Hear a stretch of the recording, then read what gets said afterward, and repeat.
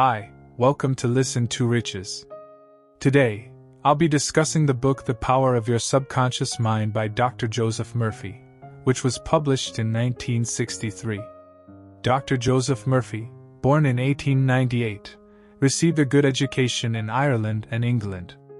In this book, Dr. Murphy asserts that the events in our lives are the result of the workings of our conscious and subconscious minds. He spent nearly 50 years teaching, lecturing, and researching all over the world. The central theme of Dr. Joseph Murphy's book is that life events are influenced by both our conscious and subconscious minds. He believes that we can change our destiny by harnessing the power of our subconscious mind. Years of research and the study of major religions convinced him that a great power lies within each of us. Now, let's dive into the book's summary and explore how your subconscious mind works. Your subconscious mind doesn't always make logical sense. It can be seen as the irrational part of your mind, while your conscious mind is the rational part. However, Dr. Murphy's main point is that understanding the non-rational aspects of our mind is crucial.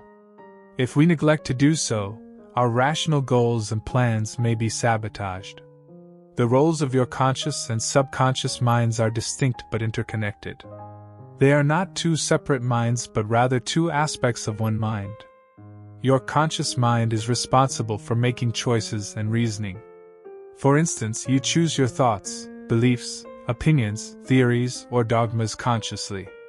These conscious beliefs are then impressed upon the subconscious mind. Your subconscious mind, on the other hand, does not choose, it merely accepts and executes what you give it. Therefore, one of the most important functions of your conscious mind is to act as a guardian, controlling what enters your subconscious. The primary role of your subconscious mind is to manifest your desires into real-life conditions, experiences, and events. It all begins with a mental image in your subconscious mind. Think of your subconscious as a darkroom that develops images of your future experiences. Your subconscious mind envisions something before it becomes a reality in your life. This is where the power of imagination comes into play. By first imagining something in your subconscious, you set the stage for it to manifest in real life. You might find this concept familiar in everyday activities. When you play sports, you imagine a play or strategy before executing it. When composing music, you first hear how it should sound in your mind before translating it into notes on paper. Similarly, when designing something, you envision it before creating it on paper or in reality. This same principle applies to everything around us. It all starts as an idea in someone's mind before becoming a tangible reality. To make this work, your subconscious mind operates on the basis of belief. Just as electricity flows from higher to lower potential, your subconscious mind functions on the principle of belief. It's not enough to merely think about being successful. You must want it and truly believe it. This might seem counterintuitive because we often think we need to want something and then believe in it, but it's the opposite. You must first believe it in your mind to create it in your real life. Let's explore the difference between a thought and a belief.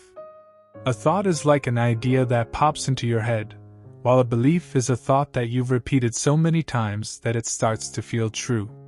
This feeling is what makes the difference. Imagine I tell you that you're really smart.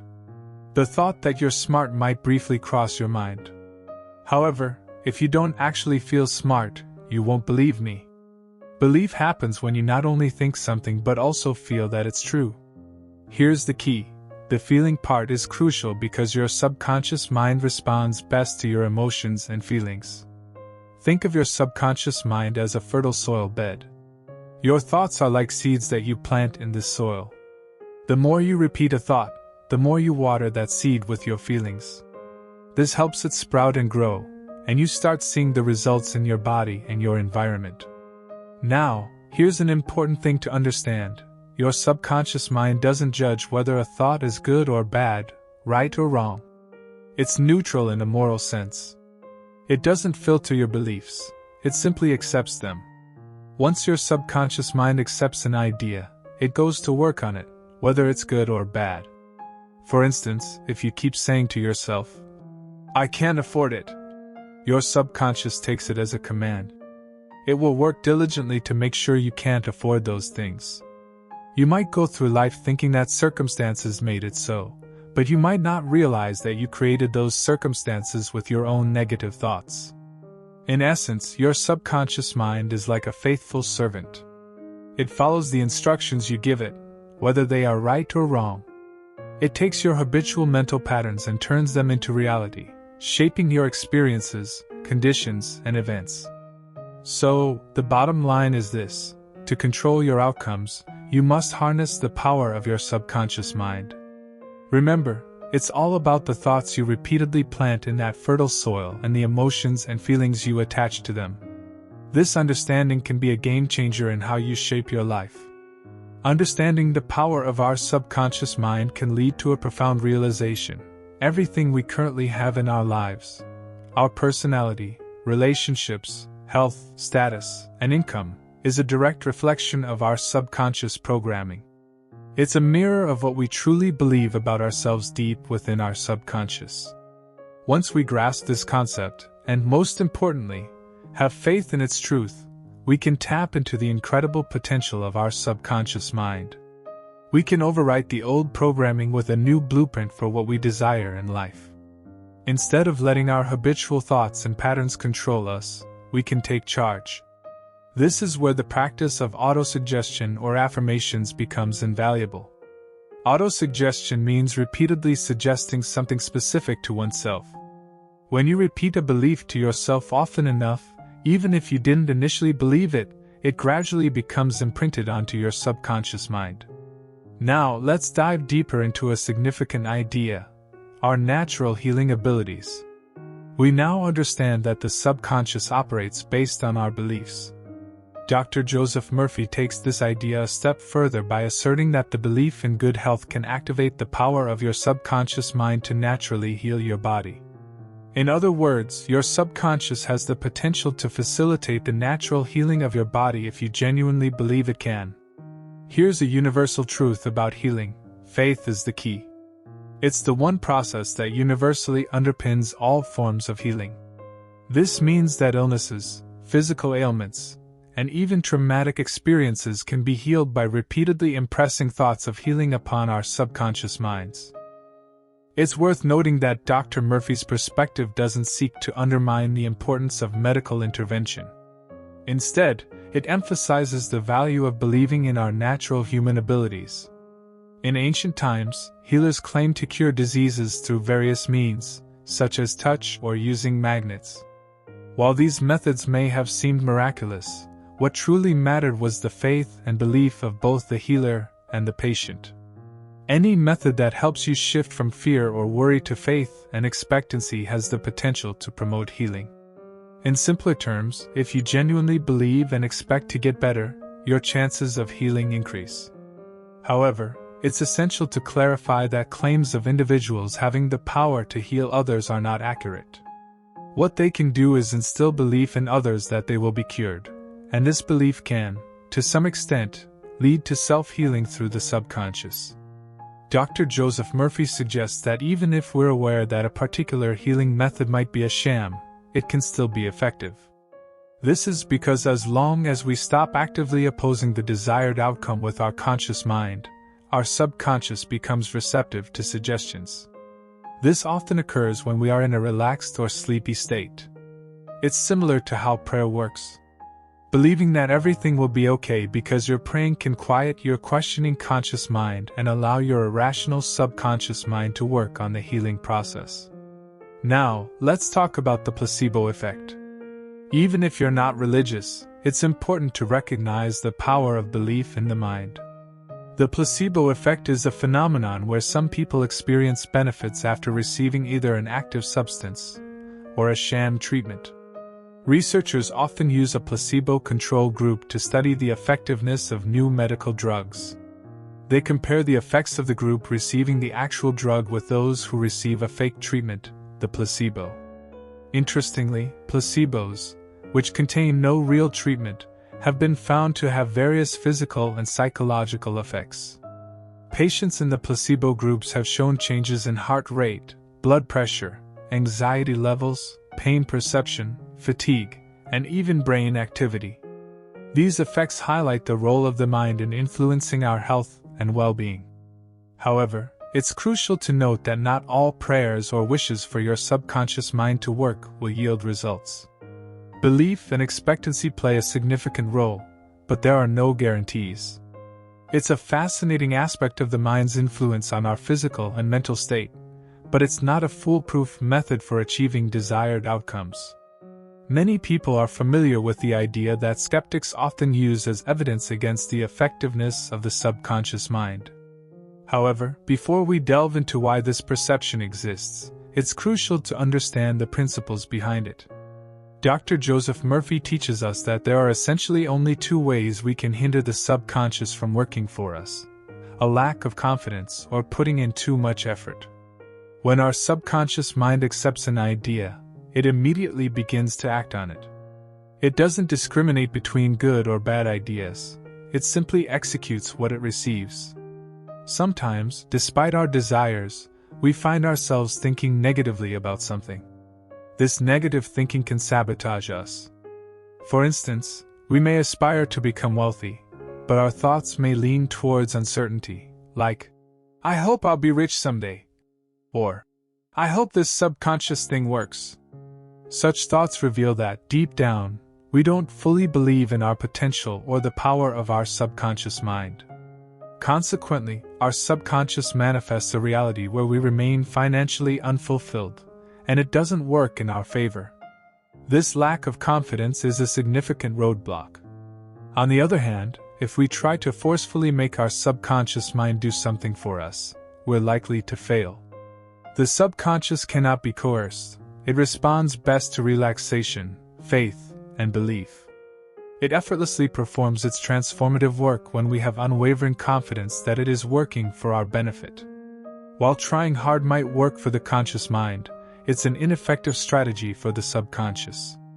Instead, we must adopt a relaxed approach and trust that our subconscious is operating in our favor, even if we don't witness immediate results. In essence, the key to harnessing the power of the subconscious is to have a clear and unequivocal idea of what we want.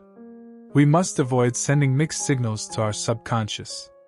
For example, desiring the perfect partner while simultaneously believing that all eligible partners are either taken or strange will result in meeting unconventional, single individuals. Clarity of intent and unwavering belief are essential. Instead of merely wishing for something, we should genuinely believe in its realization. For instance, if we seek the ideal partner, we should wholeheartedly believe in it, feel its reality in the present, and let our subconscious mind take over. This is the very reason why skeptics often experience failed attempts when trying to harness the power of their subconscious minds. Their doubts lead them to believe it doesn't work. Even if they give it a try deep down, they don't have full faith in it. Consequently, it doesn't yield the desired results. Belief and faith are the driving forces behind this phenomenon.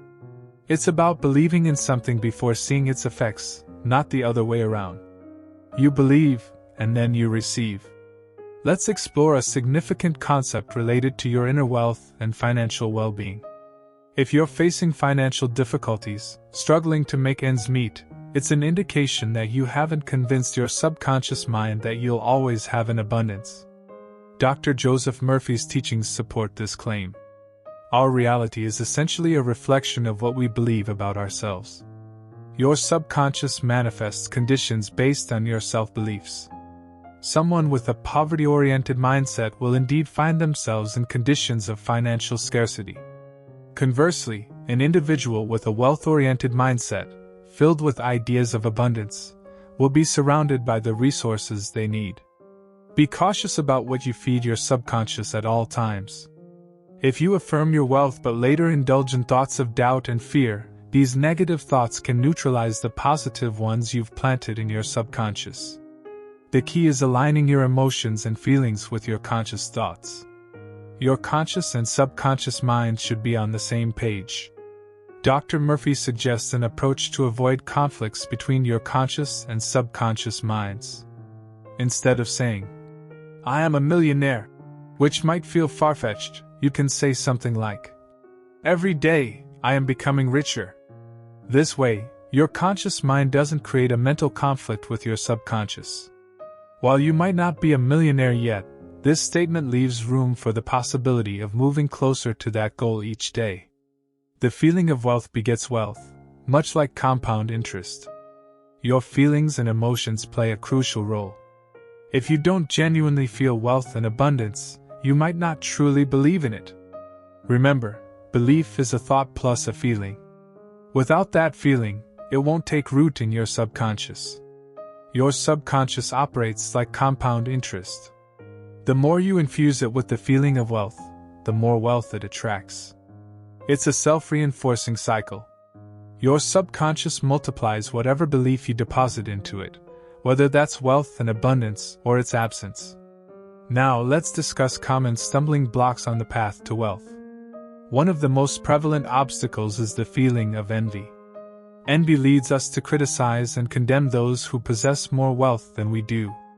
How can we expect to attain wealth if we claim not to like rich people? This attitude is an example of giving mixed signals to our subconscious mind. Consequently, our subconscious may resist making us rich because it believes we wouldn't want to become something we dislike. Envy of the wealthy also signifies a lack of belief in abundance, and the idea that there's enough for everyone. Dr. Joseph Murphy suggests that instead of feeling jealous, we should train our minds to think differently. We can say to ourselves something like, "Isn't it wonderful? I rejoice in that person's prosperity. I wish for them even greater wealth." This shift in mindset neutralizes negative thoughts and opens the door for a greater measure of wealth to flow into our lives through our own subconscious mind. Another crucial aspect of the subconscious mind is that unlike the conscious mind, it doesn't sleep when you do. It keeps working. This is why it's vital to use your sleep wisely and provide clear commands to your subconscious. Dr. Murphy recommends repeating the word, wealth, quietly and with feeling, almost like a soothing lullaby, as you fall asleep. This practice primes your mind to attract wealth and abundance. The key is to genuinely feel and imagine what it would be like to be wealthy. Consider this: if it's true that you can have anything you desire through the power of your subconscious mind, and if there's more than enough for everyone, a belief in life's abundance, why settle for just enough when you can bask in the riches your subconscious mind can provide? Dr. Murphy emphasizes that we are here to grow, expand, and unfold in every aspect, spiritually, mentally, and materially. It's your right to fully develop and express all your potentials, including the ability to surround yourself with beauty and luxury. Dr. Murphy encourages us to embrace money as a friend, as it increases our chances of attracting it. Money itself is neither inherently good nor bad. Our beliefs about it determine its role in our lives. Some individuals claim they deserve more money in their jobs, yet they simultaneously condemn it. Deep down, they believe that money is evil and openly or secretly express statements like, "I'm broke, but it's okay. I don't care much for money." It's perfectly acceptable to desire and love money. It's your right to do so. Dr. Joseph Murphy defines success in 3 essential parts. Firstly, he stressed the importance of finding and pursuing what we love.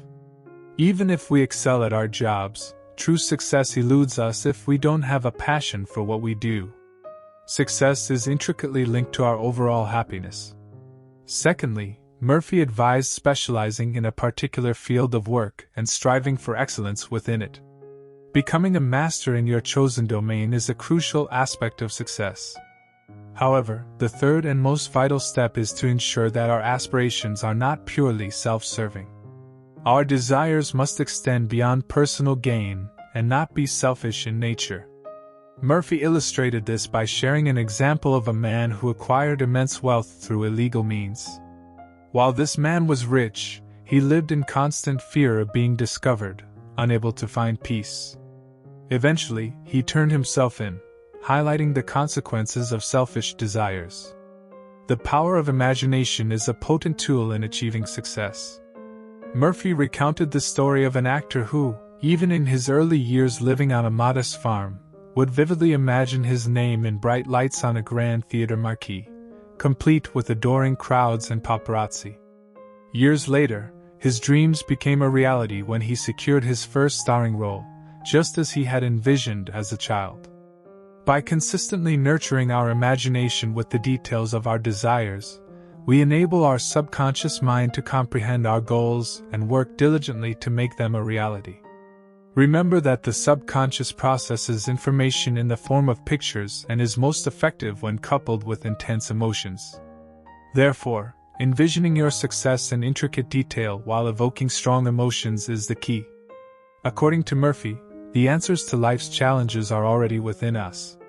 He cited examples from the biographies of the great German poet Goethe and a stockbroker who practiced the technique of holding imaginary conversations with a wise friend.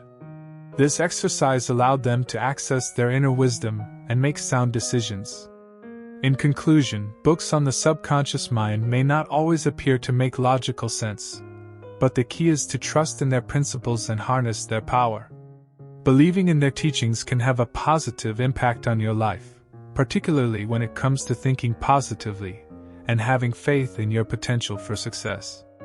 To set your subconscious mind in motion, here's an action plan. First, convince yourself that your subconscious mind controls your life. Second, articulate your ideal life in clear, detailed terms, including your identity, health, wealth, relationships, and more. Write it in present tense to help you feel and visualize it. Finally, visualize your ideal life twice a day, before sleep and upon waking, allowing your subconscious to absorb your desires. In conclusion, Dr. Joseph Murphy's The Power of Your Subconscious Mind offers valuable insights into the potential of the human mind and its impact on our lives. By understanding and harnessing the power of our subconscious, we can unlock new possibilities and shape our destinies. Thank you for joining me for this review and summary of the book.